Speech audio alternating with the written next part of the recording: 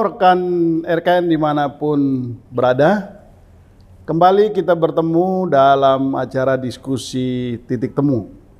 Ya, program akhir pekan kali ini cukup menarik. Ini ada sesuatu yang baru, begitu karena tema yang kita angkat atau topik diskusi kita pada diskusi titik temu kali ini itu rambut putih dan Ganjar Perkasa.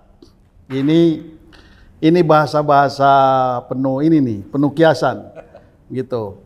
Dan topik ini menarik, jenaka, tapi juga mengandung banyak pertanyaan, tapi sekaligus juga rasa penasaran yang luar biasa. Bersama saya di studio nanti ada narasumber Ibu Dr. Lely Aryani, pakar komunikasi politik. Lalu kemudian pakar TNI yaitu Mas Hairul Fahmi dari ISIS. Lalu kemudian ISIS ini Institute for Security and Strategic Studies. Mas Julius Felicianus Tualaka. Mas Julius Felicianus Tualaka. Ini nama ini unik juga nih. Beliau adalah penulis buku Ganjar Perkasa. Nah ini saya bilang diskusi kita hari ini menarik karena sekaligus di tangan saya ada sebuah buku ya. Ini bisa di zoom bukunya, judulnya Ganjar Perkasa, Duet Maut Sipil Militer Menjaga Keutuhan NKRI. Ini menarik nih. Mas Julius hadir sebagai narasumber. Beliau adalah penulis buku Ganjar Perkasa ini. Nanti dari beliau kita akan mendengar apakah rambut putih itu maksudnya mengarah ke sini atau rambut putih mengarah ke yang lain gitu ya. Ini menarik. Kebetulan Mas Julius juga rambut sudah putih juga ini. Ya, Mas Julius, sampean menulis buku Ganjar Perkasa. Buku ini ditulis kapan? Dan selesainya kapan, diluncurkan kapan? Oke, selamat sore ya. Bang Sebastian. Buku ini sebetulnya bincang-bincang dengan teman-teman di Kalipa. Kalipa itu kami punya komunitas Kampung Literasi Pakem di Pakem Binangun. Di situ ada penulis, ada penggiat buku, ada seniman, ada penerbit, ada satu kampung itu 3,4 hektar yang kita sewa untuk komunitas tersebut. Nah, bincang-bincang kami pada waktu itu karena terkait pandemi, bagaimana setelah pandemi ini ekonomi bisa bergerak gitu ya, bergerak untuk melanjutkan apa yang sudah dicanangkan oleh Pak Presiden Joko Widodo. Bulan Maret kami bincang-bincang kira-kira setelah Pak Jokowi itu siapa yang akan bisa meneruskan tonggak sejarah yang sudah dilakukan Pak Jokowi. Oke, akhirnya kita muncul ada beberapa nama. Lah, kami tidak mau secara independen, kami sendiri yang milih, kami membuat semacam kuesioner kecil-kecilan gitu, ya, sekitar 100 orang gitu. Tapi kuesioner kami tidak ke capresnya, tapi langsung gabungan capres sama cawapres. Ya, di situ ada misalnya Mas Ganjar dengan Anies, Mas Ganjar dengan Erik, Mas Ganjar dengan Ketum Golkar, dengan Caimin, dan ada juga Mas Ganjar dengan Andika Perkasa sebagai Panglima TNI. Dari survei yang kami kumpulkan itu bulan Maret, April akhir itu, awal Mei itu sudah ketemu. Nah, munculnya dari kuesioner itu yang paling tinggi ini, pasangan ini. Ya, karena kami bukan lembaga survei, tapi ini sebagai bekal untuk menulis buku itu. Jadi pasangan Ganjar dan Andika ini di dalam survei kecil-kecilan kami ini memperoleh nilai yang paling tinggi, paling yang dipilih dari sekitar 100 sampai 150 orang itu. Akhirnya kami sempatkan bagaimana caranya, karena kami basisnya penulis dan penerbit, kita membuat buku dengan judul Ganjar Perkasa. Itu awalnya seperti itu. Nah, jadi ini buku ditulis awal bulan Mei, selesai itu sekitar tanggal 2 minggu lah kami menulis ini. Karena kami sudah biasa menulis buat konten-konten di buku, sehingga akan lebih mudah jadi buku ini. Nah, ini menulis buku ini itu betul-betul inisiatif dari teman-teman dan berdasarkan penilaian, berdasarkan hasil diskusi dan lain sebagainya. Ya. Lalu kemudian ini artinya ini independen ya? Independen. Biaya sendiri. Tanpa komunikasi sebelumnya dengan dua orang ini? Tidak ada. Oh gitu ya? Tidak ada. Saya malah begini, di dalam buku ini kan kami menyebutkan ini permintaan dari teman-teman yang memberikan jawaban ini, ingin negara ini menjadi kuat dalam arti kalau misalnya Ganjar itu menjadi presiden harus ada pendamping yang kuat. Oke. Ya, pendamping yang kuat itu harus dari mana? Harus dari TNI. Oh, kok langsung memutuskan Ganjar? Ya, dari survei kita melihat selama ini kan Ganjar paling tinggi dibandingkan yang ada itu. Makanya kita munculkan ini. Ini kan alternatif supaya dalam nanti mencapai Indonesia Emas 2045 itu bisa tercapai. Jadi jangan salah milih. Intinya seperti itu. Jadi salah satu pertimbangannya karena dari sekian nama yang dipilih itu, dari sekian nama yang beredar di publik, Ganjar punya elektabilitas paling tinggi. Ya. Nah, terus dari survei kami, pasangan Ganjar yang paling tinggi adalah Andika Perkasa. Waktu itu masih Panglima TNI. Kenapa Andika? Ya karena di survei kami yang kami lakukan itu. Nah, terus kami menarik kesimpulan dari beberapa pertanyaan itu, kenapa ada Andika Perkasa? Salah satunya begini. Ada menarik di dalam kuesioner itu, kita harus mencoba lagi pasangan capres dan cawapres itu sipil dan militer. Kenapa militer? Panglima TNI ini kan punya teritorial sampai ke Koramil, sampai ke kecamatan. Ya, seandainya dari salah satu kecamatan, misalnya kecamatan di tempatnya Sebastian gitu, daun jatuh itu Panglima TNI pasti tahu. Ya, tapi kan tentara nggak milih, Mas. Iya, tentara kan nggak milih. Tapi minimal dari sisi informasi intelijen dan sebagainya ada gangguan internal di dalam negara ini pasti tahu. Satu itu. Yang kedua, Ganjar berkali-kali sudah mencoba masalah paham-paham intoleran yang sekarang nyata ada di Indonesia. Kekuatan itu harus diimbangi oleh kekuatan siapa yang bisa memerangi itu. Maka kami mencoba untuk menawarkan pasangan dari TNI. Itu. Nah, ini yang kedua ini, yang tadi rambut putih karena temanya rambut putih ya. Belum. Nanti dulu. Ini pelan-pelan kita ngomongin buku dulu tadi. Nah, sekarang saya ke Mbak Leli. Tadi kita udah mulai begitu. Nah, topik diskusi kita kali ini itu rambut putih dan Ganjar Perkasa. Nah, ini edisi spesial banget ya. Ya. Nah, kenapa kita angkat topik ini? Karena ini sudah kami catat Pak Jokowi itu sudah 2 kali menyampaikan pernyataan yang jadi trending. Nah, dan bahasa yang digunakan itu adalah bahasa penuh kiasan yang membuat orang-orang bertanya-tanya. Dulu pertama dalam satu pertemuan Pak Jokowi bilang ojo ke susu. Meskipun yang kita dukung ada di sini. oh geger semuanya. Itu menimbulkan banyak interpretasi. Karena yang ada di situ itu ada beberapa orang, ya kan? Ada Prabowo juga, ada Pak Muldoko juga, ada Ganjar, ada siapa lagi gitu loh. Nah, orang mulai bertanya-tanya, ini siapa ini? Gitu. Nah, lalu kemudian baru-baru ini udah ngomong nih,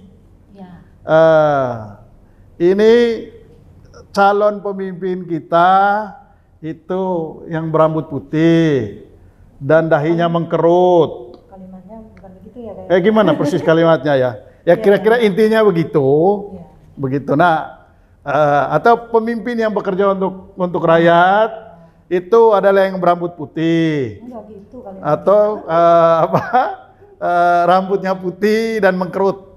Begitu intinya kira-kira begitu. Dahinya mengkerut.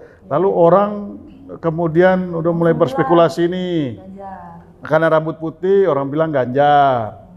Dahi mengkerut Prabowo. Ya kan? Jadi udah macam-macam. Iya.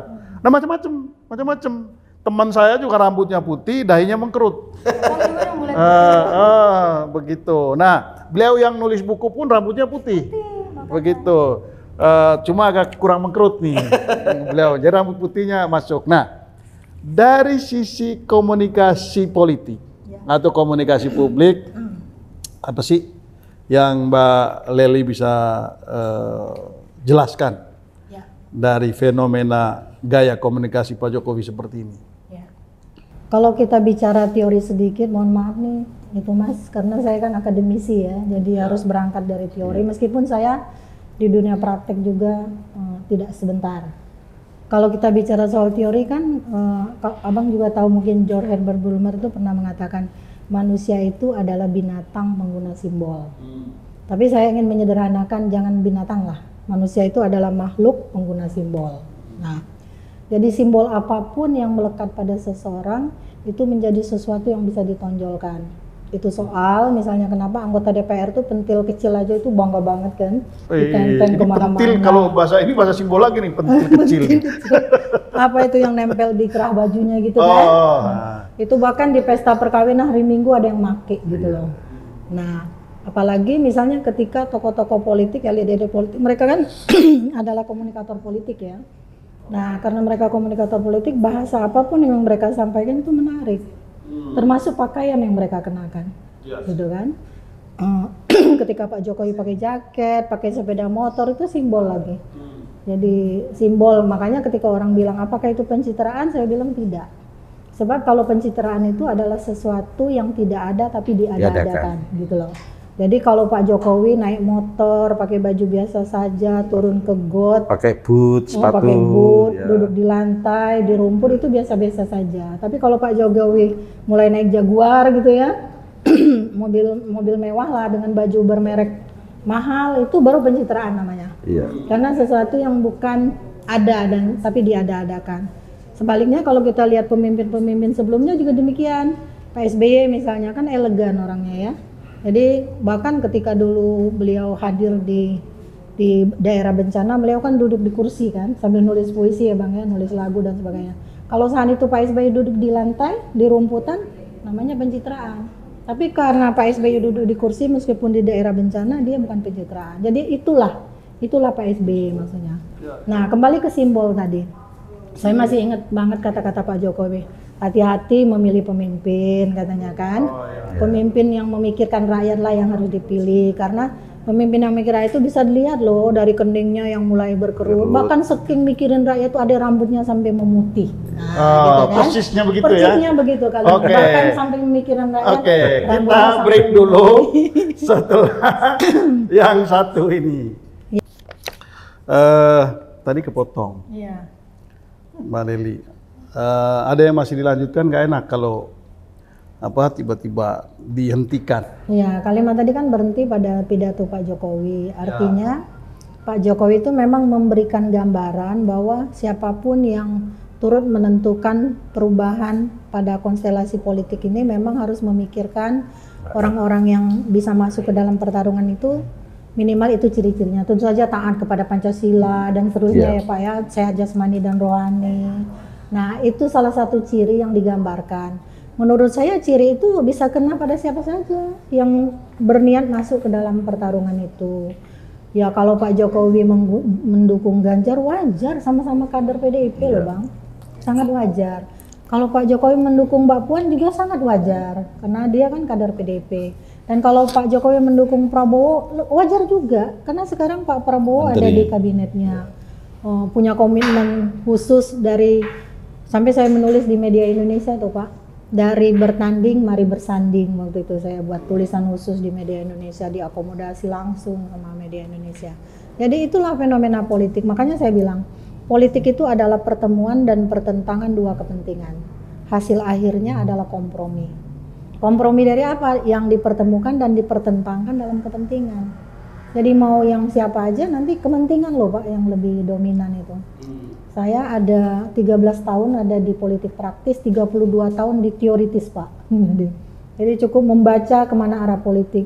Dan kalau ditelusur rekam jejak saya di hampir semua televisi, coba lihat, tidak ada satupun analisis saya yang meleset, gitu kan. Teman-teman berspekulasi tentang dulu koalisi permanen, saya bilang tidak. Usia koalisi ini paling tidak lebih dari 100 hari, ternyata benar.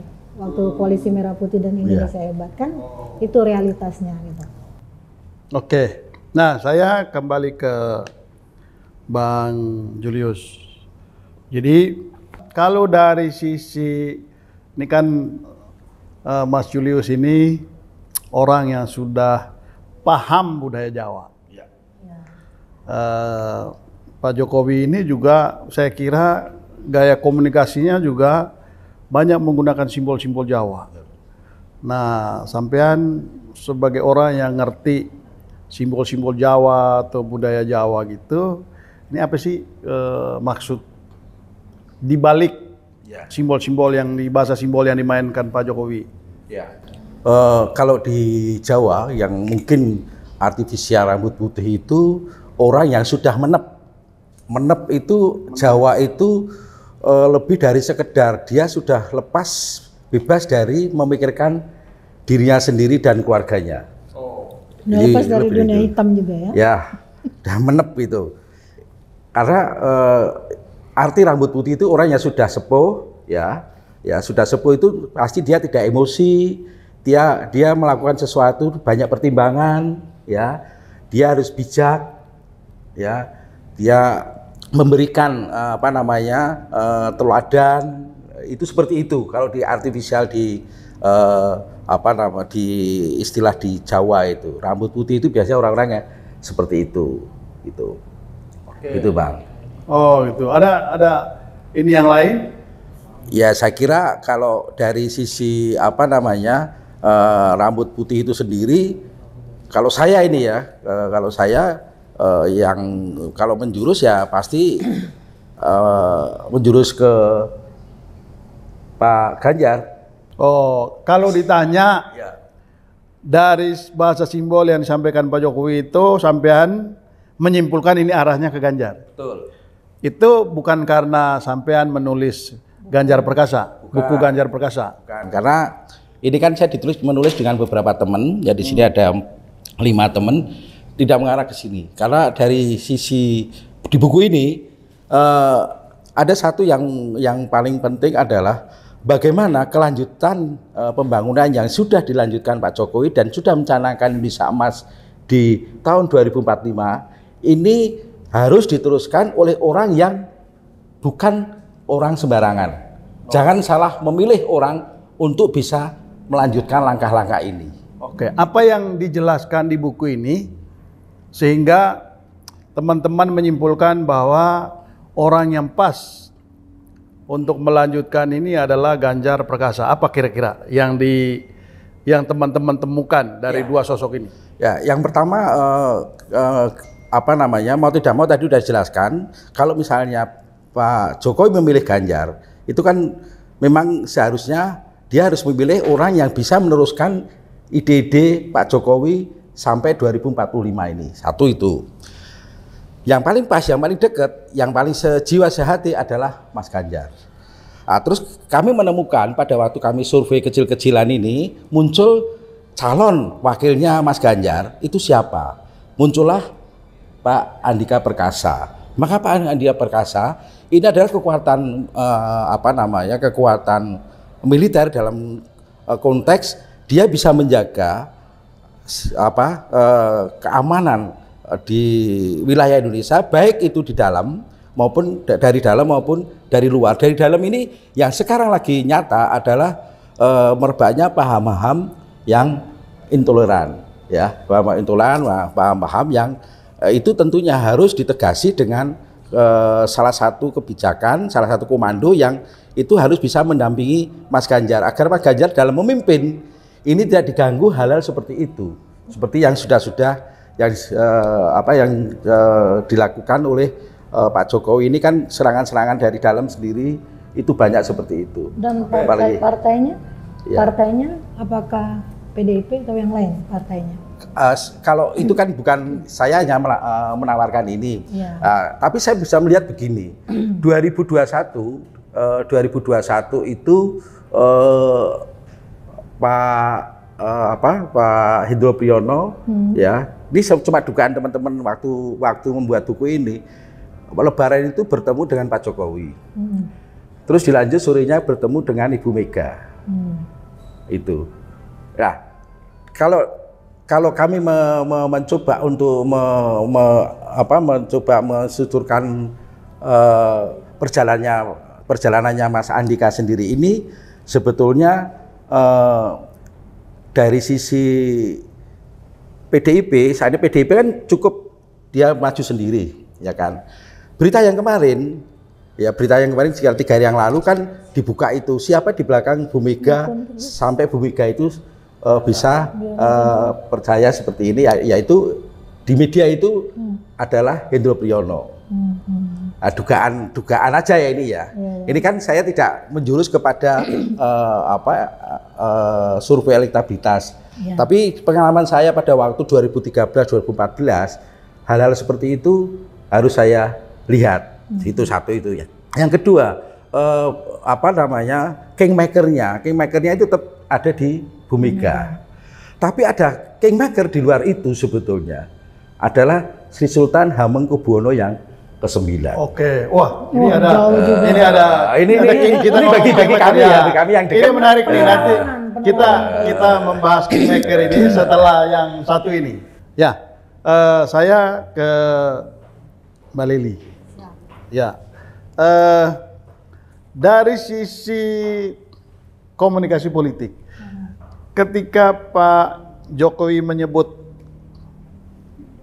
ojo ke susu, diksi yang dipakai, lalu kemudian meskipun orangnya ada di sini, lalu kemudian rambut putih, dahi mengkerut, dan itu kan menjadi viral ya. Itu sebetulnya secara Tersirat. Itu apa sebetulnya? Iya, kemarin Pak Jokowi klarifikasi Kenapa itu selalu menjadi viral bahasa-bahasa simbol kayak begitu? Kan tadi saya bilang, jadi ketika kita itu adalah makhluk pengguna simbol. Oke, itu kan dari sisi penggunanya. Iya, karena Pak Jokowi adalah komunikator politik utama, gitu loh. Maka kan komunikator politik itu ada 5 loh Pak. Ada politisi, ada aktivis, profesional, jurnalis peliput siaran politik, dan masyarakat yang menyampaikan apresiasinya ke panggung politik. Jadi kita nggak boleh kita anggap sebagai komunikan, karena komunikan itu adalah orang yang pasif, tidak punya inovasi dan seterusnya. Nah karena dia kreatif langsung muncul kan di media sosial. Nah kita adalah semuanya komunikator politik, tapi Pak Jokowi adalah komunikator politik utama. Jadi apapun yang dikeluarkan oleh Pak Jokowi sampai dia dia nganuin kata ya, anak kata aja muncul istilah cebong. Direspon langsung. Direspon langsung dengan sesuatu yang dikaitkan dengan Pak Jokowinya. Termasuk dari awal ketika belusukan. Nah, apa yang tidak ditiru dari Pak Jokowi? Jaketnya ketika dia pakai jaket Zara, besoknya langsung mahal. Orang menyerbu toko Zara, kan seperti itu. Begini, pertanyaan saya, ketika Pak Jokowi menyampaikan kan pasti ada maksud. Ada maksud. Jadi ada maksud. Apa kira-kira yang dimaksud? Jelas, maksudnya itu jelas. Kalau memilih pemimpin ke depan tuh harus dilihat track recordnya kan. Nah, kemudian pilihlah pemimpin yang memang memikirkan rakyat. gitu loh. Memikirkan rakyat tuh, ada pemimpin yang mikir rakyat tuh sampai keningnya berkerut, sampai ada yang rambutnya putih loh karena memikirkan rakyat gitu loh. Jadi kalau orang yang pinter ya, maksudnya ngomongnya, dia langsung tahu nih Pak Jokowi itu bukan menembak seseorang, tapi seluruh kriteria itu harus dimiliki oleh orang-orang yang nantinya akan dipilih menjadi pemimpin. Jadi kita sambil ngobrol, saya ngajar, kebetulan saya ngajar 7 kelas sekarang Pak. Satu kelasnya 65 orang. Pikiran mereka saya tanya satu-satu sama. Kalian sudah saya ajak cerdas nih literasi politiknya, saya bilang. Jadi Apa jangan, yang sama? Pikiran yang mana yang sama? itu tadi, apakah kalian menganggap ini ditujukan kepada seseorang? Tidak, katanya. Jadi kriterianya itu adalah kriteria yang bersifat umum, bisa dituju. Kalau seandainya waktu itu yang dekat sama Pak Jokowi adalah Bapak, Ya. maka Bapak pasti ditunjuk orang yang berpikiran bahwa itu isyarat kepada seseorang. Nah, kalaulah tadi saya bilang kan, kalau Pak Jokowi memang misalnya mendukung Pak Ganjar, wajar. Pasti bisa memastikan kalau Ganjar kan, bahwa Pak Jokowi itu butuh legacy bagi kepemimpinannya ke depan. Ya. Pak Ganjar pasti bisa dipastikan akan melanjutkan dibanding Anies. Ya. Itu kan yang pasti.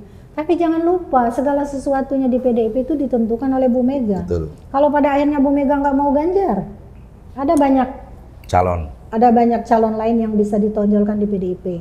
Meskipun berdasarkan radar survei, ya Ganjar yang tinggi, Ya. Ganjar yang tinggi. Tapi ingat, antara Prabowo, Anies sama Ganjar kan selalu fluktuatif sifatnya, naik turun. Kemarin memang di terakhir Pak Ganjar ya, 30, dari indikator 33 ya, 33. Pak Prabowo bahkan turun. Ingat nggak, kenapa Nasdem mendukung Anies yang naik elektabilitas Anies, tapi Nasdemnya malah turun, Ya. partainya elektabilitas. Di bawah 4. Jadi PDIP belum mengumumkan siapapun, dia tetap leading 28%.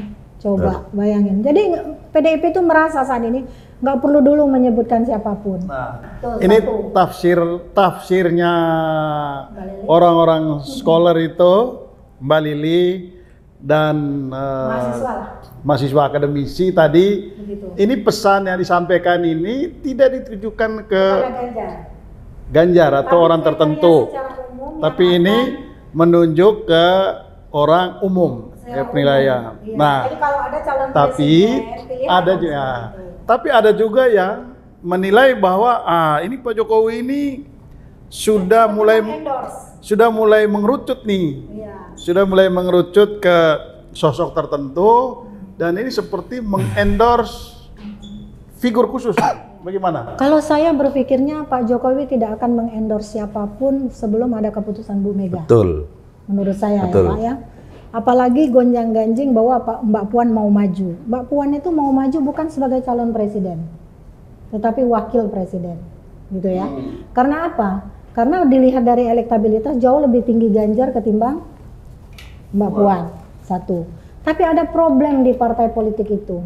Problemnya adalah kalau Ganjar yang jadi presiden melalui PDIP, Ganjar menang, Ganjar pasti tidak mau 1 periode. Pasti dia mau 2 periode. Lalu kapan? Kan PDIP itu identik dengan terah Soekarno. Ya. Lalu kapan Bu Mega bisa menaikkan Putrinya. Mbak Puan, putrinya, sebagai, saya pernah nanya sama Pak Taufik Kemas, kenapa selalu Puan? Kenapa Puan? Kenapa Puan? Ya seperti destiny gitu loh Bang. Katanya kan, mau tidak mau, Puan itu adalah cucunya Soekarno. PDIP itu identik dengan Soekarno. Jadi bagaimanapun, kalau Ganjar tidak mau 1 periode, kapan saatnya untuk naikkan Puan? Nah, ada kemungkinan Prabowo akan bersanding dengan Mbak Puan. Ganjar kalau mau maju boleh jadi dari partai lain. Ada kemungkinan itu loh Bang. Nah, jadi Ganjar selalu tetap ada. dilirik. Karena itulah spekulasinya kan kita bisa 3 pasang. Nah, kalau 3 pasang harus 2 putaran. Harus 2 putaran kan? Oke. Jadi ini kemungkinan 3 pasang. Kemungkinan lainnya itu tadi. Kemungkinan Jadi yang ada lain itu dan pertimbangan, 3 pasang nanti siapa-siapa kita bahas. kita bahas. Kita bahas lagi. Nah, saya ingin ke ini dulu. Ingin ke Mas Hairul. Aku manggilnya Mas Hairul atau Mas Fahmi? Mas Fahmi. Ya. Jadi Mas Fahmi adalah pengamat. Saya lebih ke pengamat militer, ya. Ya, Mas Fahmi seorang pengamat militer. Gini Mas, apa namanya, ini di tangan saya ini ada buku yang ditulis oleh Mas Julius dan teman-teman, judulnya Ganjar Perkasa, Duet Maut Sipil Militer, Menjaga Keutuhan NKRI. Nah, ini menarik. Mengapa? Karena Pak Andika ini kan sudah selesai, ya. Selesai sebagai Panglima maksudnya. Lalu kemudian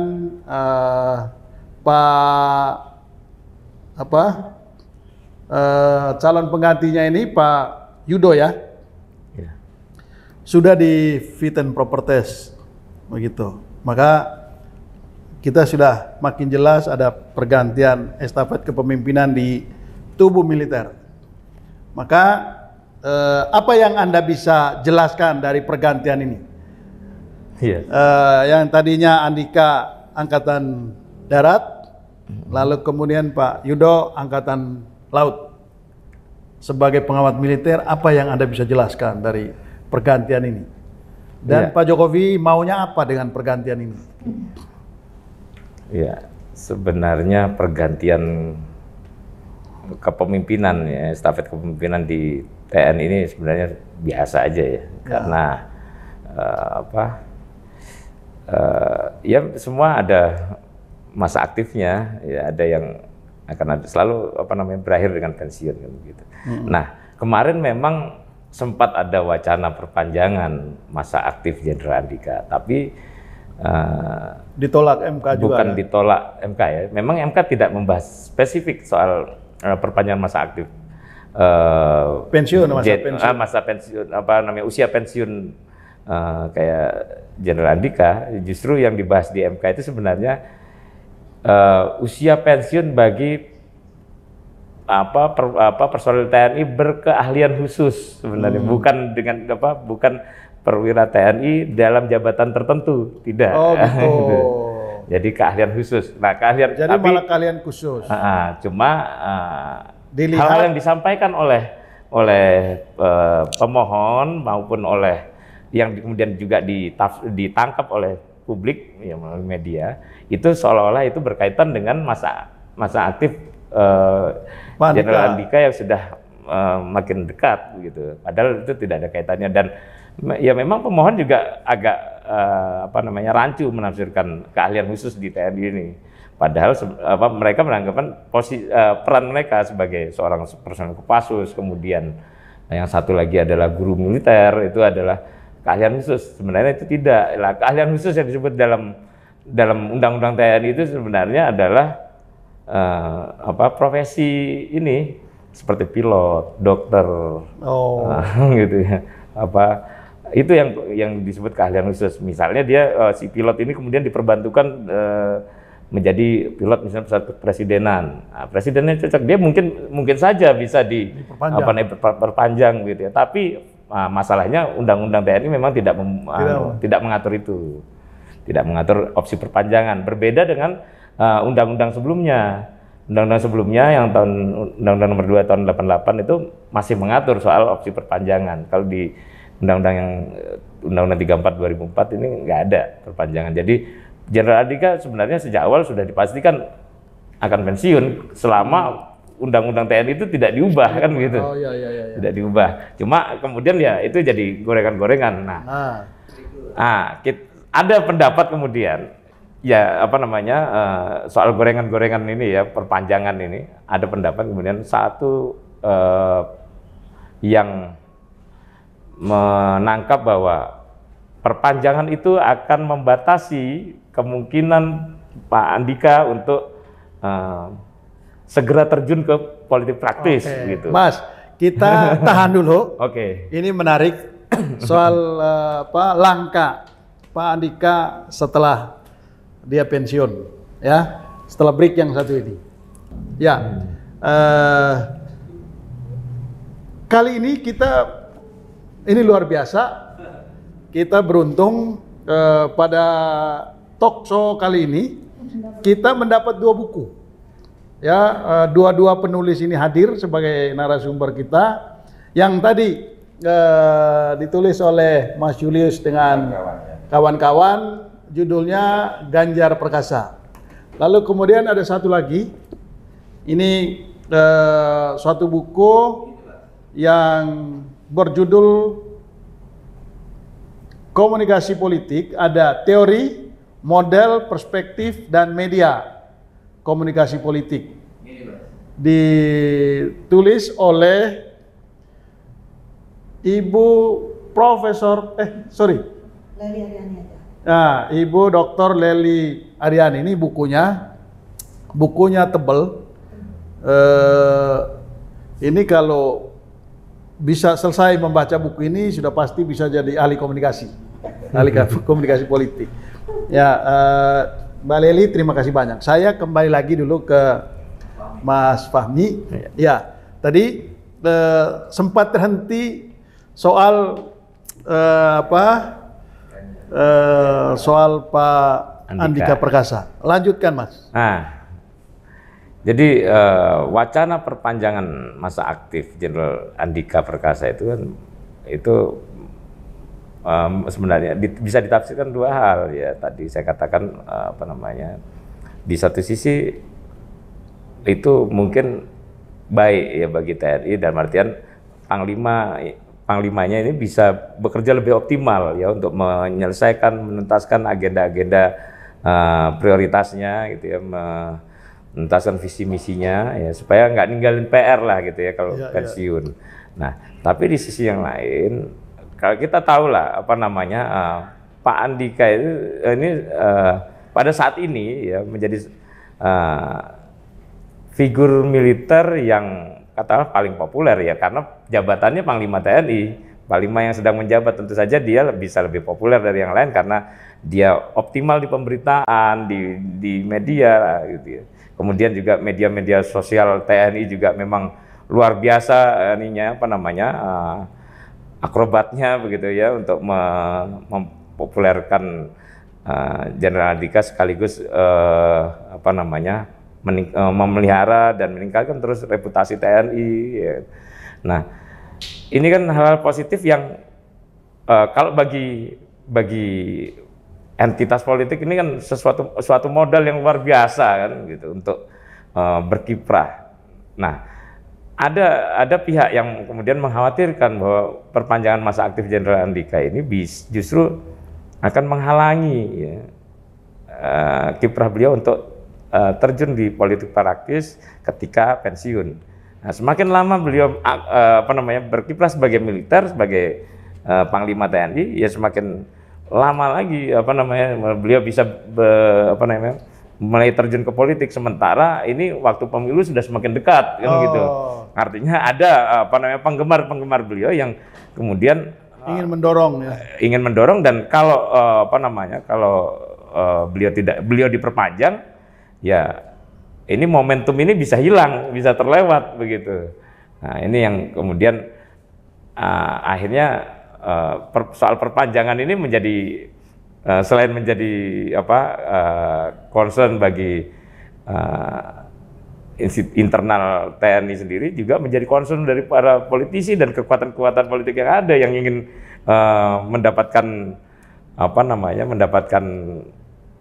efek dari popularitas Jenderal Andika ini. Oh gitu. Oke. Mas Fahmi, saya ke Mas Julius dulu.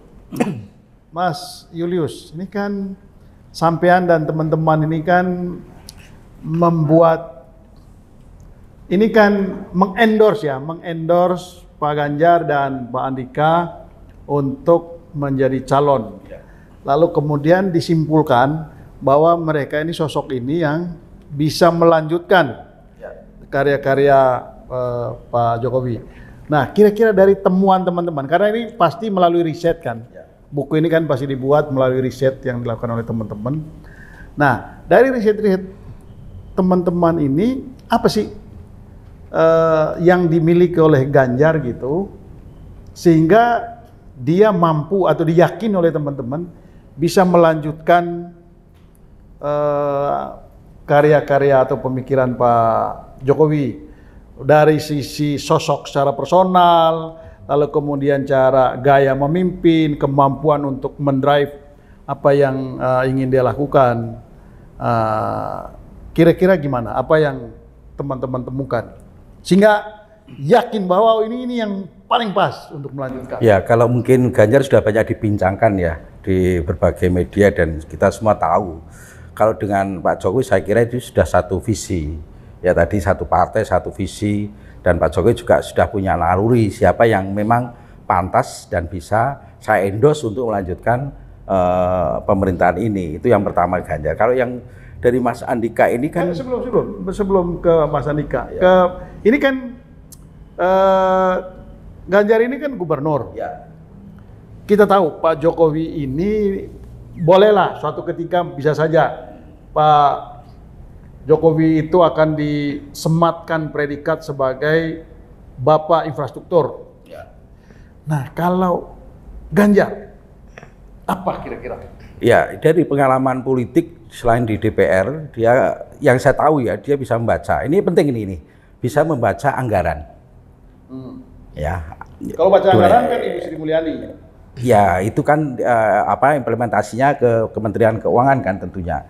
Jangan sampai itu presiden ditipu oleh oleh menteri-menterinya kalau dia tidak bisa membaca anggaran. Itu yang paling penting seperti itu. Kalau Pak Jokowi ini mengerti bahasa anggaran sebelumnya. Dia bekas jadi wali kota, dia wali pasti kota. tahu, ya bekas jadi gubernur, dia tahu, track recordnya juga kita tahu semuanya. Ya, Itu. jadi Pak Ganjar bisa membaca anggaran. Ya. Oke. Kedua, dari sisi selama yang kita tahu, saya tahu dari sisi perhatian terhadap rakyat di Jawa Tengah, dia begitu besar. Ya, kekurangan BBM dan sebagainya dia turun tangan. Sampai yang terakhir ini masalah isu tambang ilegal itu ya di Klaten itu. Itu sebenarnya banyak contoh yang mungkin kalau sebutkan bisa lebih dari 10 atau malah lebih dari yang bisa kita lihat dari Mas Ganjar sendiri. Dari segi kemampuan mengatasi masalah. Ya, dari segi kemampuan misalnya kemarin pada waktu demo di waduk apa itu yang di Kebumen itu bisa langsung dia mengatasi dan semuanya terselesaikan dengan baik dan semuanya dapat ganti untung semuanya. Nah, ini komunikasi politik terhadap rakyat, terhadap masalah-masalah yang urgen itu bisa Mas Ganjar atasi. Nah, saya kembali ke Mas Andika ya. Belum. Masih ke masih ke Pak Ganjar, tapi kita akan lanjutkan setelah break yang satu ini. Ya, saya kembali lagi masih ke Mas Julius. Tadi sudah dijelaskan. Nah, begini, Pak Jokowi itu kan sudah meletakkan standar yang relatif sudah cukup tinggi ya, sebagai presiden dengan apa yang dia kerjakan sekarang ini. Lalu ekspektasi masyarakat itu juga kan sudah pasti lebih tinggi dari yang ada sekarang ini. Maka calon pengganti Pak Jokowi ini nggak main-main, gitu. Nah, menurut sampean dan teman-teman itu bisa, sangat bisa. dan itu bisa ditemukan di sosok Ganjar. Sangat bisa. Apa gitu? Jadi sebenarnya dari Pak Jokowi sama Ganjar itu punya kesamaan ya. Ini yang paling penting ini. Di dalam buku ini ditulis nih ya beberapa kesamaan, boleh saya bacakan ya. Boleh. Biar jelas ini. Dalam banyak hal Gubernur Jateng Ganjar Pranowo memiliki kemiripan dengan Presiden RI Joko Widodo. Sama-sama sederhana dan kalau merakyat. nongkrong di warteg pasti sama lah. Ya, ini penting. Bisa nongkrong dengan tukang ojek bisa Ya.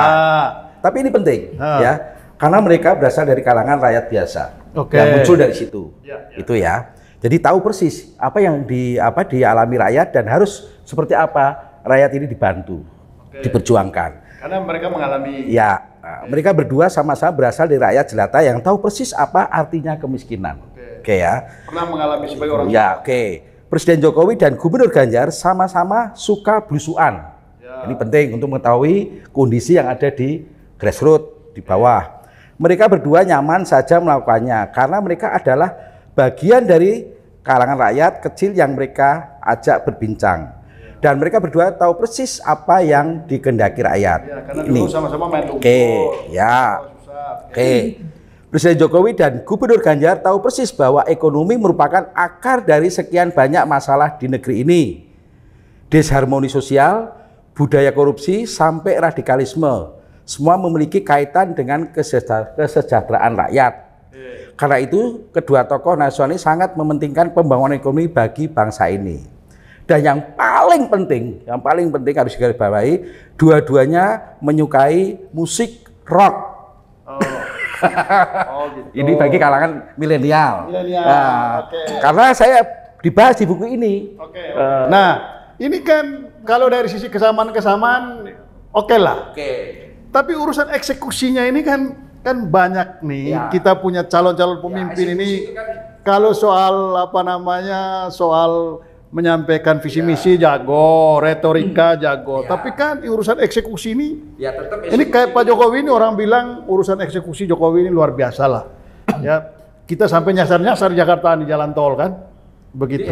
Tapi kalau Pak ini gimana? Eksekusi apa? Eksekusi ya katakanlah pembangunan, perbaikan ekonomi dan segala macam. Ya tentunya apa yang sudah dilakukan Pak Jokowi pasti akan diikuti oleh Pak Ganjar. Itu eksekusi pekerjaan ya. Kalau memang Pak Ganjar memang itu diputuskan oleh DPP PDIP Bu Megawati menjadi salah satu calon. Gitu. Ini Ganjar yang saya tawarkan cawapresnya perlu saya omongkan nggak? Oh nanti dulu. Tapi nanti saya akan ke Mas Fahmi. Tapi begini, ini kan udah pasti di buku ini. Tapi bisik-bisiknya Ibu Mega mau calonkan Ganjar nggak ini?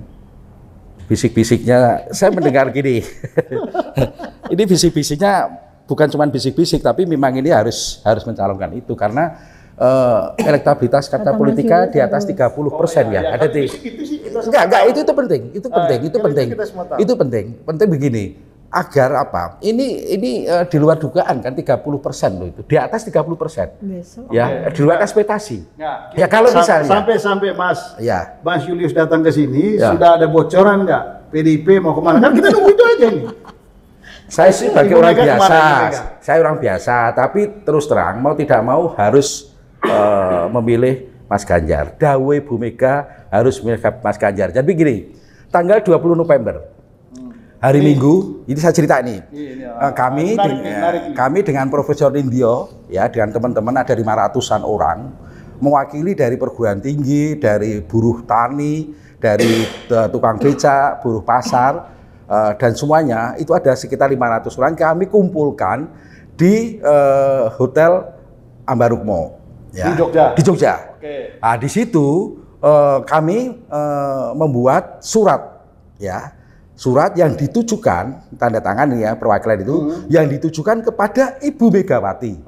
Agar Ibu Megawati mendahului itu kalau bahasa, kalau Jawa itu kan mendahului itu lebih lebih luas. Kalau di bahasa diterjemahkan, memohon dengan sangat supaya Ibu Megawati memerintahkan Mas Ganjar mau dicalonkan menjadi capres PDIP tahun 2024. Saya nggak tahu responnya, karena yang berangkat itu kan Profesor Nindyo. Tapi dari respon itu terus muncul SK untuk Mas Prananda, tambahan pekerjaan. Apa itu? Intinya mungkin bisa dilihat di media sosial itu. Terus apa hubungannya sama Mas Ganjar? Ya tentunya saya kira dari sisi apa yang kami buat tadi itu surat kami diperhatikan oleh Bu Mega dari Profesor Nindyo. Kan jauh dong Mas, suratnya supaya kita kan nggak tahu. Ganjar kok ini Ibu kok memberi tugas kepada Mas Prananda. Nah, ini masalah pemilih itu kan kita bisa mengelola aspirasi. Tapi kita tahan dulu. Mas Fahmi udah senyum-senyum nih. Ya, Mas Fahmi. Sebagai pengamat militer ini kan pasti banyak informasi di dalam, begitu. Setelah beliau ini pensiun, Pak Andika pensiun ini kira-kira habis ini kemana dia? Pak Andika kemana yang paling tahu ya Pak Andika dengan Tuhan sendiri. Pak Julius saja nggak bisa nebak maunya Bu Mega apa kan gitu. Nah artinya begini, kalau kita tentu bukan kita nggak bisa menebak maunya seperti apa. Tapi kalau kita lihat kecenderungan langkahnya. Ini kan saya kira Pak Andika ini sudah merintis modal mengumpulkan modal-modal politik sejak modal sosial, modal politik, modal sosial, modal politik itu sudah dikumpulkan bertahap, setahap demi setahap, mulai dari pada waktu menjabat Kasat sampai kemudian Panglima sampai sekarang. Ini modal sosial, modal politiknya sudah cukup lah sebenarnya. Dan mulus, Pak Andika ini mulus karirnya. Cukup untuk berkecimpung di dunia politik praktis kan gitu. Nah, apakah kemudian ini akan benar-benar berkecimpung atau enggak? Ya, saya kira ini juga kalau Pak Andika mungkin bukan soal perintah ya, bukan soal dawuh tadi ya, tapi mungkin lebih pada peluang untuk untuk menang, saya kira, karena ini jenderal nih. Jenderal itu kalau dia bertarung, dia terjun, dia nggak boleh kalah masalahnya. Daripada kalau ada potensi kalah sekecil apapun, mending nggak usah main. Dia mending nggak usah perang, kan begitu. Okay. Jangan, bagaimana perang tidak terjadi, yang itu yang kemudian dipikirkan supaya kita jangan sampai kalah. Kan Oke. Gitu. Nah, pertanyaan saya, ini kan pemilu itu masih 2024. Pensiun sudah tinggal menghitung hari aja udah melepas jabatan itu. Setelah dia pensiun ini beberapa hari ini mungkin nggak Pak Andika ini masuk kabinet? Mungkin saja. Mungkin saja. Iya. Tapi kalau masuk kabinet hari-hari ini sebenarnya sama seperti masa aktif tadi. Kalau saya cenderung dia berselancar di luar setelah pensiun ini, nikmati itu masa pensiun dengan mengumpulkan lebih banyak lagi modal sosial dan modal politik. Oh, jadi menurut Mas Fahmi lebih bagus bagi Pak Andika setelah pensiun ini justru kalau dia mau main politik tetap di luar. Betul. Dan memanfaatkan waktu bebas itu untuk mengkapitalisasi dukungan. Betul. Ya. Iya. Dalam rangka. Jadi begitu, Mas. Iya. Mas Julius. Iya, saya mungkin agak berbeda nih. Oh, agak berbeda ya? Sorry, Mas. Iya, nggak apa-apa. Oh, nggak apa-apa, nggak apa-apa. Nanti Mas. Saya juga debat nanti. Memang di dalam buku kayak ini kami menawarkan dengan teman-teman ini dua pasangan ini ya. Karena kita bisa melihat, saya pernah ditanya sama Mas Jenderal Erwin Mukhtar,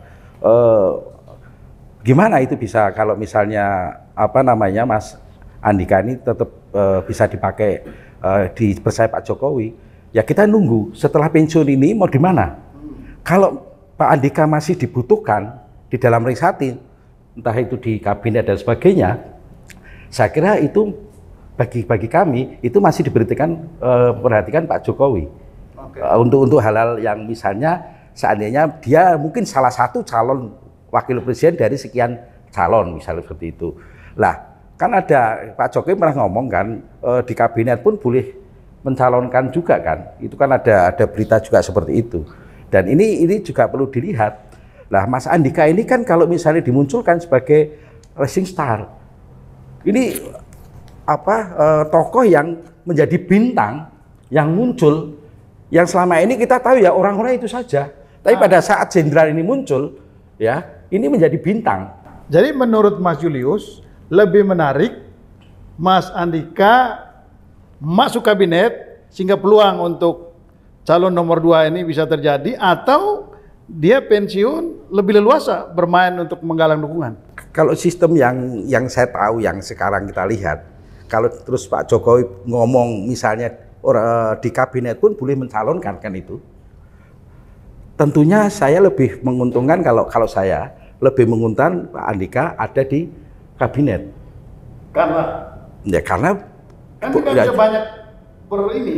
Kan ada relawannya. Selama ini relawannya belum bergerak kan. Oh, takut bintangnya Pak Andika ini redup kalau dia di luar. Ya tentunya pasti. Kalau bagi saya dari buku ini ada di situ, kalau Pak Andika masih di kabinet, ada relawan. Ini relawan belum bergerak karena Pak Andika memang belum bergerak dengan relawan. Tapi relawannya Erik ada, relawannya Puan ada dan sebagainya. Oh, gitu. Nah, kami juga udah siap dengan relawannya Andika Perkasa. Oke, jadi ada tanda-tanda kalau Mas Andika masuk jadi anggota kabinet itu jadi tanda-tanda menurut Mas Julius ini kayaknya bakal berpasangan sama Ganjar ya, begitu ya. Oke, tapi kita break dulu. Nanti kita bahas setelah yang satu ini. Ya, sahabat RKN, diskusi kita semakin seru sampai tidak terasa kita sudah ada di penghujung acara. Nah, sebelum saya ke Mas Julius lagi sama Mas Fahmi, saya ke Mbak Lely dulu. Nah, ini kan tadi mengikuti bagaimana serunya calon-calon. Nah, dari sisi komunikasi politik buat Mbak Lely, bagi Pak Andika ini, dia lebih pas setelah pensiun ini masuk kabinet sehingga dia punya kesempatan untuk meneruskan ini, atau dia lebih baik ada di luar kabinet kalau dia mau calon presiden, karena ini sudah diusung nih berpasangan dengan Ganjar. Ya, baik. Nah, tadi yang calon Bapak tadi yang soal Ganjar itu sebenarnya kurang satu, harus orang Jawa kan udah cocok. Iya. Jadi gini ya, kan ada 4 tuh media komunikasi politik. Pertama organisasi, yang kedua interpersonal, yang ketiga media massa atau media sosial, yang keempat tuh kelompok kepentingan. Pak Julius kan salah satu kelompok kepentingan itu. Nah, pertanyaannya, apakah kalau Mas Andika, kita panggil Mas saja biar dia udah pensiun, kalau Mas Andika berada di kabinet atau di luar kabinet, dia akan punya organisasi yang bisa menggerakkan dia sebagai media komunikasi politik. Relevan dari kata. Relawan lah gitu ya. Karena apa? Catatan untuk Prabowo, kenapa dia tetap leading? Karena dia terus berputar di aroma kekuasaan. Karena itu namanya nggak hilang dari peredaran. Termasuk Sandiaga Uno yang kemudian masuk jadi menteri. Kalau mereka sama waktu sama-sama tengkurap, belum tentu namanya tetap naik. Dan ingat loh, Pak Prabowo itu belum pernah keliling kayak Ganjar. Jadi ada kemungkinan namanya akan terus naik juga setelah ini. Karena Ganjar kan udah keliling. Relawannya juga aktif. Prabowo paling 1-2 saya lihat di media. Nah itu tadi ya. Apakah dia akan punya organisasi, dan yang keempat tadi kelompok kepentingan. Nah tadi kan Mas Julius ngomong nih, Ganjar udah mulai jadi media darling seperti Pak Jokowi dulu ya Mas Benny ya. Mas Benny apa Mas Fahmi. Pak Jokowi di 2014 itu karena dia menjadi media darling, jadi nggak repot-repot gitu loh. Nah kalau udah jadi media darling, kalau Mas Andika kan saya lihat fenomena turunnya dan di akhir masa jabatannya tidak seperti Pak Gatot kan. Jadi ada yang bersifat kontradiktif lah dengan kehadiran dia di kabinet. Pak Andika kan enggak. Nah kalau dia bisa memanajemen komunikasi politik dia, maka mau dia di luar mau di dalam sama aja bang. Gitu ya. Jadi apakah kalau dia dalam sambil melirik partai politik tertentu kan? Nah dia ada di partai politik itu atau tidak? Memang benar kalau dia di luar lebih bebas, pasti lebih bebas. Tapi relasinya di dalam juga dia bisa lebih tinggi juga. Atau dia malah ewu pakai ewu istilahnya ya. Aku ini masih ininya Pak Jokowi loh. Masa aku ke partai ini? Kalau KIB melirik dia, kalau Nasdem melirik dia, nah apa yang harus dia lakukan? Jadi pilihannya itu ada pada Pak Andika sendiri, dua-duanya bisa dia lakukan. Kalau Ibu menyarankan Pak Andika, dia masuk kabinet atau enggak? Ya, partai politik itu kan punya komitmen ya. Biasanya kan kalau dia adalah partai politik yang punya tren tersendiri yang agak berbeda dengan pemerintah, maka dia menginginkan Pak Andika tidak berada di itu. Nah tergantung kemana dia akan berlabuh. Saya sarankan kalau dia akan berlabuh ke Anies jangan masuk kabinet. Jangan akan dianggap musuh dalam daging. Gurih dalam daging. Kalau ke Ganjar? Kalau Ganjar kemungkinan besar dia bagus di kabinet. Oh bagus. Tapi kan belum tentu dia sama Ganjar ini gitu kan? Iya, ini kan ini ada-ada aja. Kalau betul dia sama Ganjar kan boleh Ibu menyarankan. Kan kalau saran Ibu Lely sebagai pakar komunikasi nanti diterima kan bisa dipanggil kan Ibu Lely jadi pakar, jadi konsultan komunikasi. Iya, waktu dulu Pak Jokowi memilih antara Pak JK sama yang lain, saya bilang Pak JK yang lebih sampai ditelepon sama sekretaris. Bu Lely pas habis ngomong di TV One, Pak JK ditetapkan langsung gitu. Oke. Ini siapa tahu setelah ini. Nah, saya ke ini dulu, Mas Fahmi dulu. Siap. Mas Fahmi, ini tadi kita ngomong Pak Andika dulu. Penggantinya Pak Andika ini kan Pak Yudo. Apa yang penting dengan pergantian atau peralihan dari Pak Andika ke Pak Yudo ini? Dari pergantian Pak Andika ke Pak Yudo. Atau biasa-biasa aja? Sebenarnya biasa-biasa aja. Yang dikerjakan Pak Yudo juga nanti ya kurang lebih akan sama, akan serupa dengan apa yang dikerjakan oleh Pak Andika maupun panglima-panglima sebelumnya ya berkutat di urusan pertama soal manajemen organisasi gitu ya, kemudian berkutat lagi soal peningkatan SDM, soal katakanlah interoperabilitas. Sekarang yang lagi ngetren itu interoperabilitas matra. Jadi 3 matra itu bagaimana bisa dipadukan dalam satu gerak operasi kan gitu. Oke. Nah, kemudian yang terakhir ya soal paling isu Papua, isu perbatasan begitu ya, dan dinamika kawasan. Hal-hal itu kan sebenarnya ya itu selalu apa namanya, siapapun dilakukan. panglimanya pasti itu yang diurus. Iya, Nah, yang dihadapi. Ini saya agak nakal ini pertanyaannya. Kalau ini Pak Andika ini kan konon bintangnya lagi bersinar. Menurut tadi Mas Julius sudah langsung mengatakan ini Pak Andika cocok dengan Ganjar. Nah, kalau kalau Mas Fahmi, Pak Andika kalau diduetkan dia cocok sama siapa? Nah, kalau saya justru kalau Pak Julius bilang cocok dengan Ganjar, saya balik, karena Pak Andika ini kan sudah populer juga nih kan, jadi sedang di puncak popularitasnya. Ya, pertanyaannya adalah apakah Ganjar layak untuk Andika, kan begitu? Oh gitu. Oh gitu. Jadi karena saya kira ada banyak tawaran lain kan yang beredar ini. Bagaimana meyakinkan seorang Andika untuk mau berpasangan dengan Ganjar? Itu nggak cukup soal keyakinan saja, nggak cukup soal bahwa ini ada dukungan Jokowi, ini itu segala macam, nggak cukup. Ya, ini sesuatu yang harus bisa dirasionalkan. Tawaran yang lain ini gimana? Ya? Tawaran yang lain ini maksudnya? Ya di sini ada Anies, ada Sandi misalnya, ada kalau Prabowo mungkin Inses ya, atau mungkin ada ada Erick Thohir. Enggak, maksudnya ini kan ini kan untuk yang nomor 2. Kalau Anies menawarkan, belum tentu juga Pak Andika mau nomor 2. Oh gitu ya. Oh, belum tentu. Iya. Gitu kita kan masih berandai-andai kan ini kan. Iya. Karena berandai-andai ya kita juga mestinya berandai-andainya itu nomor 1 dong. Kalau pertanyaan saya, ini yang melamar Pak Andika ini ada 2 orang. Iya. Ada Ganjar, ada Anies. Ya. Andika. Ini andai. Kan bisa melamar kan? Ya kan belum diputuskan. Menurut sampean, ini dia cocok sama Anies atau cocok sama Ganjar?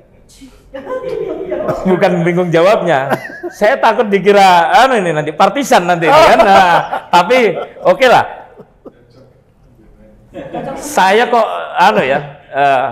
karena sudah ada yang yang pro Ganjar ya saya pro Anies lah kalau gitu. Saya pro Anies lah kalau gitu. Oh gitu. Gitu. Karena iya kan baru berandai-andai kita ini kan. Karena ini kan sama-sama belum jelas juga. Tapi menurut sampean mungkin ya? Sangat mungkin. Sangat mungkin Anies ini melamar Andika. Iya, sangat mungkin. Tapi komunikasi Ganjar sama Andika ini sudah sejauh mana? Ganjar Anies saja mungkin kok. Saya nggak tahu, itu kan sudah urusan tingkat tinggi ya, dan tidak pernah dibocorkan kemana-mana. Ya tugas saya ini kan menawarkan pasangan ini kepada masyarakat.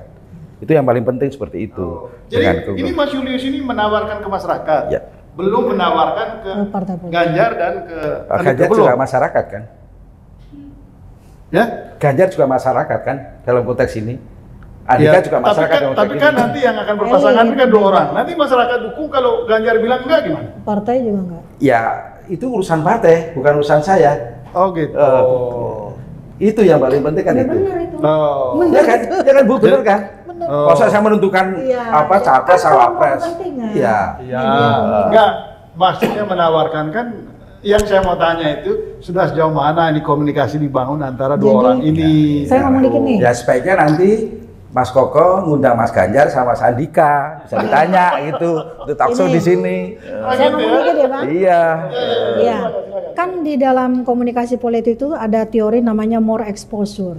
Oke. Nah, jadi misalnya Mas Julius nih sudah nawarin ini, dibuatlah poster banyak-banyak ditempel ke semua tempat. Maka itu adalah salah satu upaya memperkenalkan figur pasangan ini yang mudah-mudahan dilirik oleh partai. Itu loh maksudnya.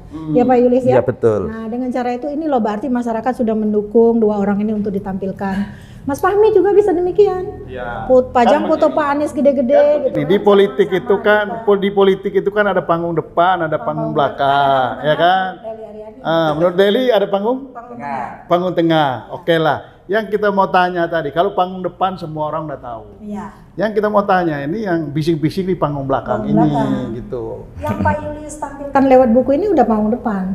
Ya, ini udah panggung Tetapi depan. ingat di panggung belakang ini ada orang yang mengatur kenapa buku ini bisa terbit. Oh gitu. Nah, di panggung tengah itu adalah wilayah kompromistis antara panggung depan sama panggung belakang. Itulah yang harus dipertemukan. Makanya saya bilang politik itu adalah pertemuan dua kepentingan dan pertentangan dua kepentingan. Hasil akhirnya kompromi. Kompromi dari apa? Kompromi dari yang dipertentangkan dan dipertemukan dalam kepentingan. Jadi mau Andika sama Anies, mau Andika sama Ganjar, mau Andika sama siapa lagi, Erick Thohir atau siapanya, kepentingan lah yang akan mengatur itu. Partai politik punya kepentingan, ukur-ukuran gitu. Apalagi PDIP loh, dia kan maunya tetap pemenang pemilu. Jadi tanpa mencalonkan calon presiden, tanpa ada pengumuman, dia tetap tinggi loh. Itu yang dia pertahankan sekarang ini. Tapi setahu saya bagi partai politik itu kan yang disebut pemenang pemilu itu kalau kursinya dominan di parlemen kan gitu. Nah, ya artinya kan kaitannya dengan Pilpres, entah Ganjar yang menang entah enggak kan peduli amat bagi PDIP sebenarnya kan. Iya.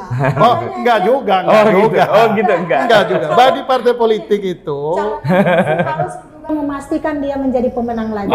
Jadi bagi partai politik kemenangan yang sempurna itu apabila dia meraih kursi di DPR itu dominan dan juga memenangkan pertarungan di presiden. Itulah kemenangan sempurna.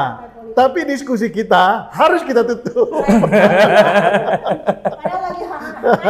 Ini lagi hangat-hangatnya, coba ini karena menarik, waktu tidak terasa. Kita akan ketemu lagi dalam diskusi titik temu pada akhir pekan berikutnya. Sampai jumpa dan terima kasih. Saya Sebastian Salang dan Eri Koko sebagai produser mengucapkan terima kasih dan sampai jumpa lagi di acara diskusi titik temu berikutnya.